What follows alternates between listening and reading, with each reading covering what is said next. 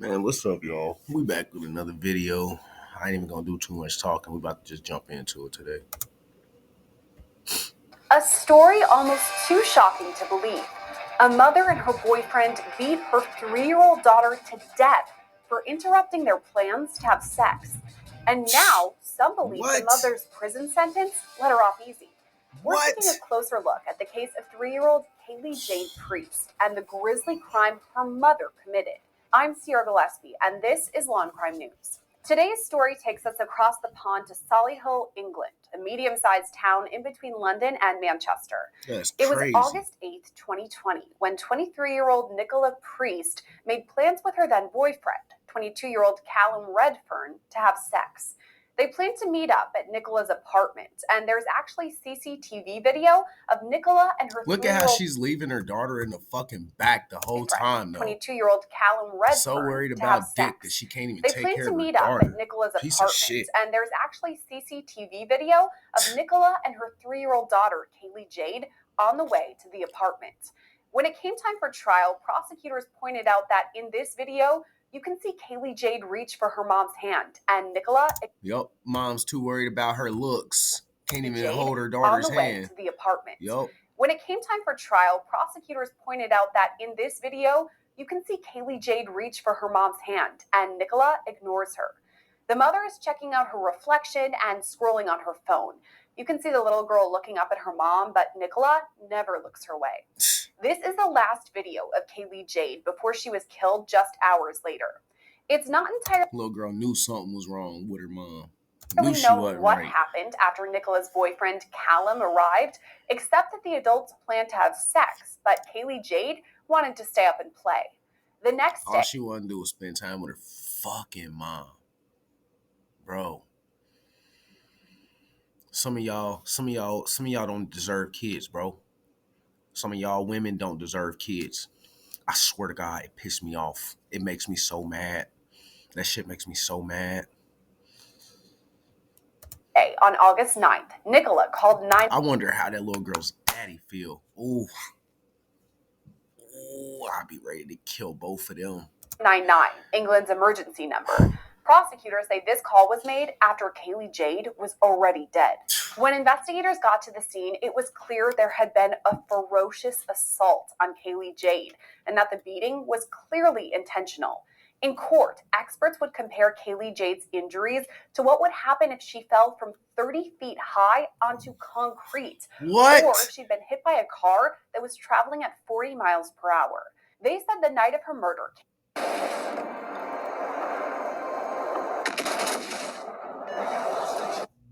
Kaylee Jade got sick multiple times throughout the evening as a result of this severe beating. Medical examiners determined the girl had also suffered prior injuries to this beating, including broken ribs, lower leg fractures, and a broken sternum. As the investigation continued, a R.I.P. baby girl. Please don't tell me her mom wrote that. Pattern of abuse came to light, all at the hands of Kaylee Jade's mother. Neighbors who lived beneath the family told investigators that when Kaylee cried, her mom would drown out the noise by turning on loud music. They also recalled a time hearing a loud bang coming. See how she posts on TikTok all the time, though. She can post on TikTok, but can't take care of her motherfucking kid. Man, y'all need to stop following women like that. From their apartment, and later heard Nicola say, "I'll just say she fell off the bed." There were also other reports that Nicola would hit Kaylee Jade on her head, and the 3-year-old was heard crying, quote, in a fearful tone. Investigators also collected electronic evidence with some incriminating messages between Nicola and Callum. Just days before Kaylee Jade's death, on July 24th, 2020, Nicola texted him, quote, "I'm going to kill her because she keeps leaving the living room or going in the kitchen, so I paled her one," meaning she hit the girl. Yep. Callum replied, quote, "Good, give her one for me." And Nicola wrote back, "I will, babe."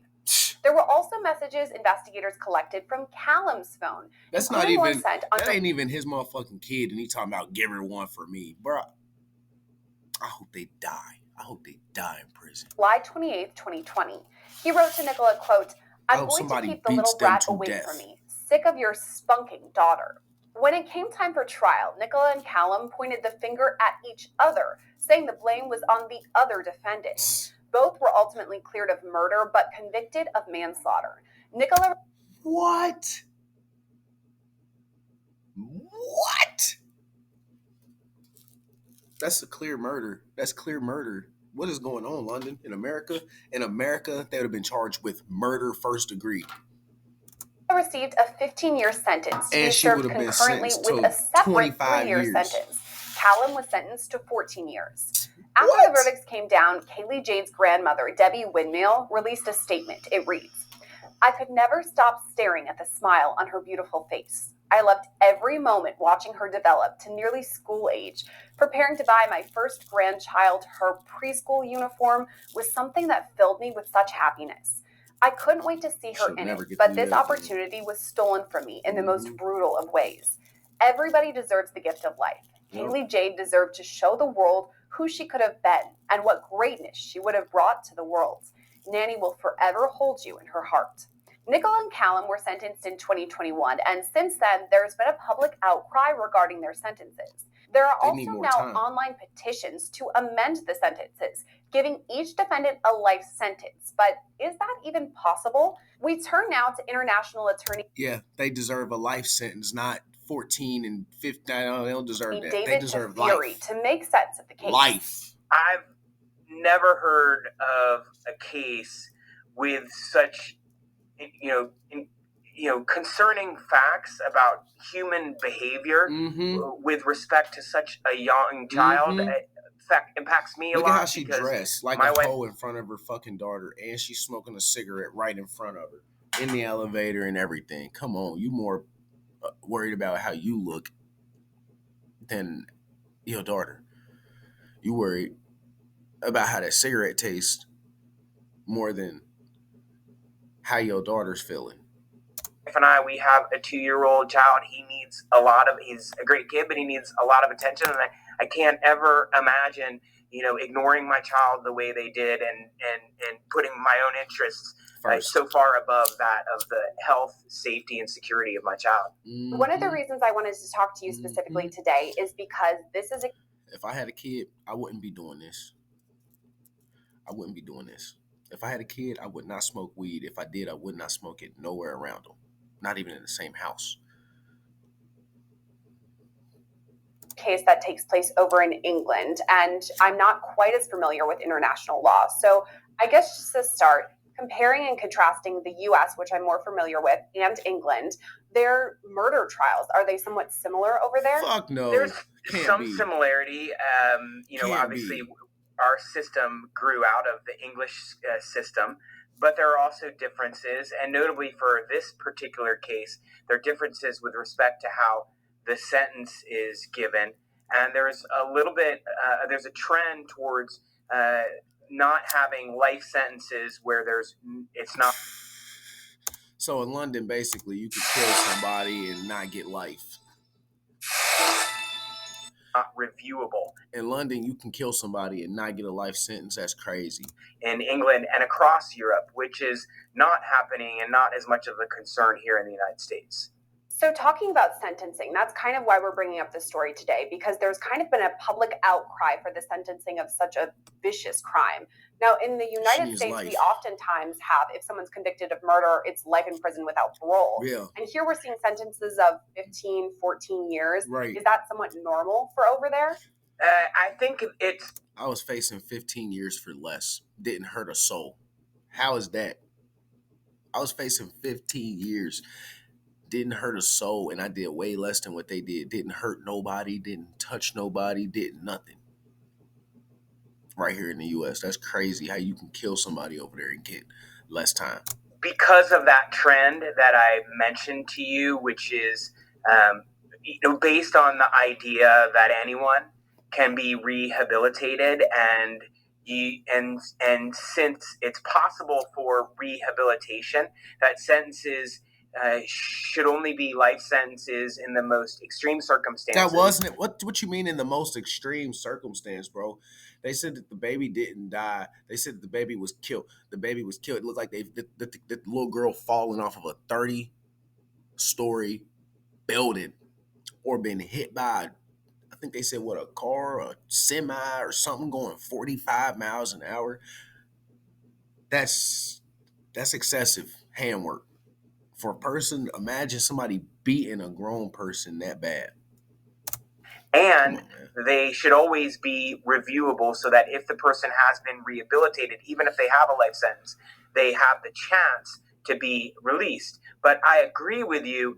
This is one where the facts are appalling, and your heart goes out to the 3-year-old child who was killed here, and the malfeasance by the mother and the boyfriend committing these crimes. He's but also that they. I hope he get fucked in prison. I ain't even gonna lie. I hope they do him so dirty in prison. Had so little reflection about what they did, and so little remorse for what they did is what makes this stand out as being unbalanced in terms of the levity of the crime versus the length of the sentences that were given to the mother and the boyfriend. And we can't talk about this case without looking at the evidence against Nicola and Callum.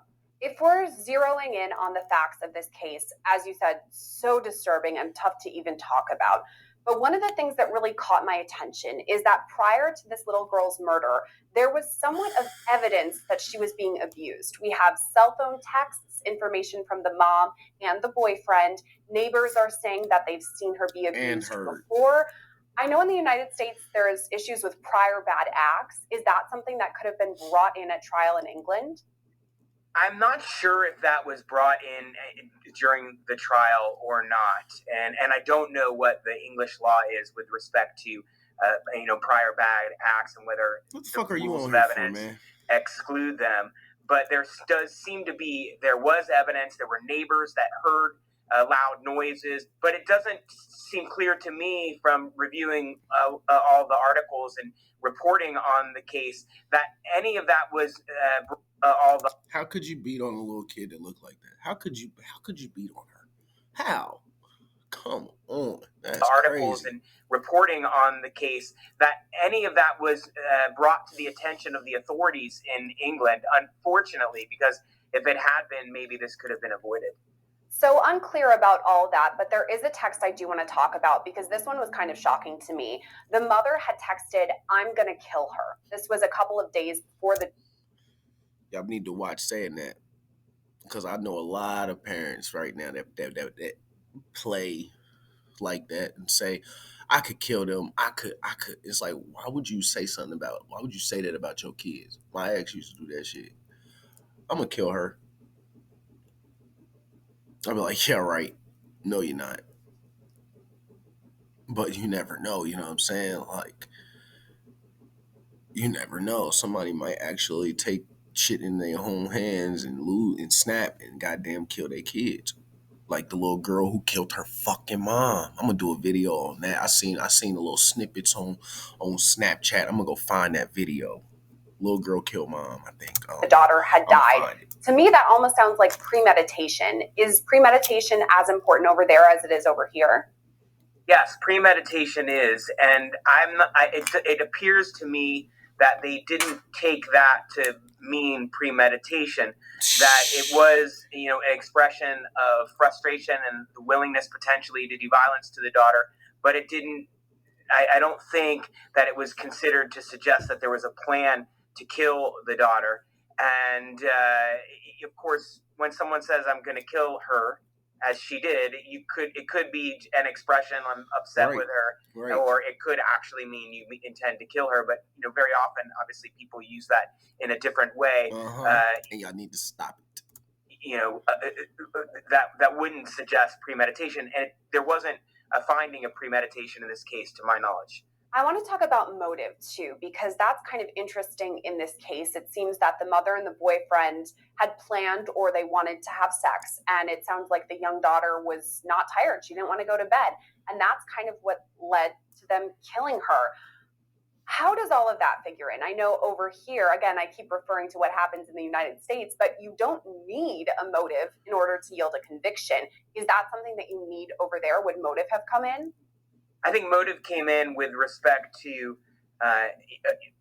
yes, because there wasn't a lot of physical evidence, And so that motive was important. Man. We know that because the boyfriend and the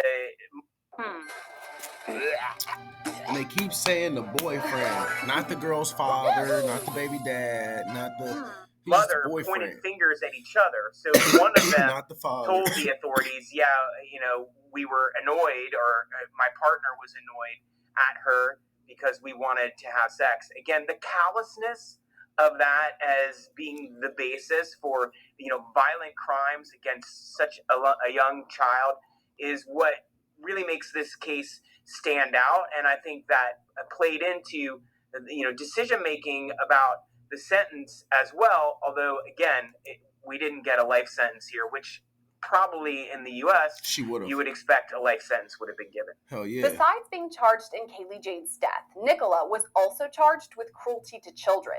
I'm wondering, though, how can one person be charged with this and not the other when they both partook? Right. I think that's based on the fact that there's more of a record of a continuous misbehavior by the mother towards the daughter and mistreatment towards the daughter. There is also this video of the mother with the daughter on that day, walking in and out of their apartment building. And the mother was completely ignoring the child, and you add that to the information that the neighbors reported about what they heard the mom saying. And those things did not involve the boyfriend, or they couldn't be proven to involve the boyfriend. And I think that's why she was convicted on that count and he was not. Both defendants were convicted in Kaylee Jade's death, but not her murder. I know we're comparing this a lot to the US and the UK, but that's, what I'm familiar with. And over here, to me, this seems clean cut. It would be first degree murder. Some could argue differently, but it would likely be murder. What happened over there is that they were cleared of the murder charges and just convicted on manslaughter. Which is What do you make of that? Manslaughter. I feel like manslaughter would be something like you get into a fight defending yourself, and this person, you scared for your life. You get what I'm saying? Maybe there's 2 of them, 3 of them, and you end up taking your gun out and shooting one of them, maybe in self-defense. Now, some states will let you do that. Some states won't let you do that. I don't know. There's different laws on that in different states. But in self-defense, that's like manslaughter, killing somebody in self-defense. If, like, being a felon, shooting somebody, but you was defending your home, yeah, you might not have been allowed to have the gun, but they ain't gonna charge you with murder because it was in your home. You get what I'm saying? They're gonna charge you with the gun and the manslaughter. They're gonna get you with possession of a firearm by a convicted felon or some shit like that, and then they're gonna, boom, hit you with a manslaughter charge. But it won't be murder because you was defending your home. Say somebody break into your home and you stab them. You snapped. They have to lock you up. But they ain't gonna charge you with murder. I think that my guess is that that was a decision made because of the lack of physical evidence that could conclusively demonstrate that it was the physical hitting and violence by the mother and boyfriend that caused her to die. And I think that's why she and he got manslaughter. So they have their sentences of 15 years, 14 years. Is it possible that they could be released before that sentence is complete? Mm-hmm. Yes, it is. And this is an aggravating part of the situation for this particular case, given the gravity of... I swear to God, now that she's killed one of her kids, if she ever has a baby, they should see this and take any baby that she has. Of the violence and the tragedies that happened, ever have a child, the life of a 3-year-old. Every baby she get pregnant with gets taken away from her and put somewhere else into a better home, because anywhere is better than her care. She is hell. Will be eligible for parole in 2030. So Amir, bruh, it's 2024. This bitch will be up for parole in 6 years. That's wild. 6 years from now, which would mean she'd, um, serve less than her full sentence. Although I don't know how much time she spent in jail between her arrest and conviction, and so you would hope. You want to catch a body, go to London. That although she's eligible for parole, given the circumstances, that she will not be given parole, even if they don't believe she does in make life. some progress towards. They don't believe in life, and they don't believe in the death sentence.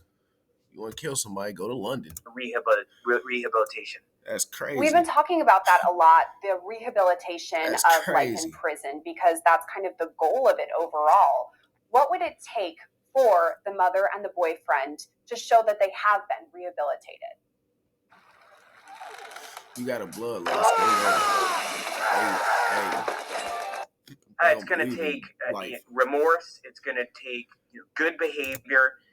She ain't gonna have any remorse. She ain't gonna feel sorry. She gonna have tears, but it's because she's locked up and she want to get out. It's going to take demonstration that they've taken action to address their conduct. Oftentimes it can be demonstrated by good acts in prison, and it can be demonstrated by taking education classes and doing some other things that would put the person in a far different position when they are released from prison. That don't mean that they're gonna be better. They can just come out worse but smarter, if that makes sense. And that would demonstrate that they will be able to immerse themselves back in society, Nikki and not be likely to commit violent acts in the future. So those are some aspects of what would be taken into account in that parole hearing. And then there's the change.org petition. One of the reasons we're talking about this specific case today is because a lot of people across the world, but also in England, have been troubled by this sentence. There are petitions saying, hey, give those two life. Hearing the details of this, they deserve that much time behind bars. But does any of this matter? I mean, it's the court of public opinion rather than the court of England. So does any of that matter at all? I think it matters for England's reputation as a country where justice can be done. It matters for England's reputation as a country that it takes crime seriously, that punishes crime. And they take crime serious? Bro, you probably get more time for having some weed on you over there. And that is taking actions to deter future criminal acts like this one. It could also certainly impact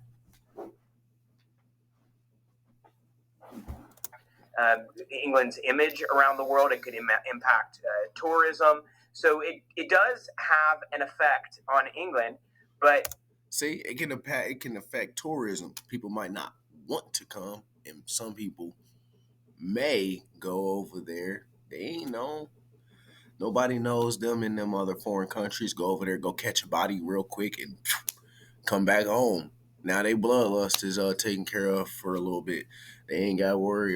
You know what I mean? England is also balancing a lot of different things. It's trying to, comply with the European Court of Human Rights, with human rights law in Europe, which is a little bit differently, especially when it comes to criminal justice from the United States. So those are all things that are dynamics in this situation. Both Nicola Priest and Callum Redfern will be eligible for parole in less than 10. You see, these right here, these are the type of videos I want to do, the 45-minute videos, but for some reason my laptop won't let me upload videos that long, and I'm going to work on that, try to figure out how to switch to use an actual camera, not my laptop camera, and then I'll be able to upload videos like this one, and then I'll be able to make them better. probably have better quality videos too. Definitely need to do that. If y'all got any suggestions, let me know down in the comments below. Like and subscribe. Peace.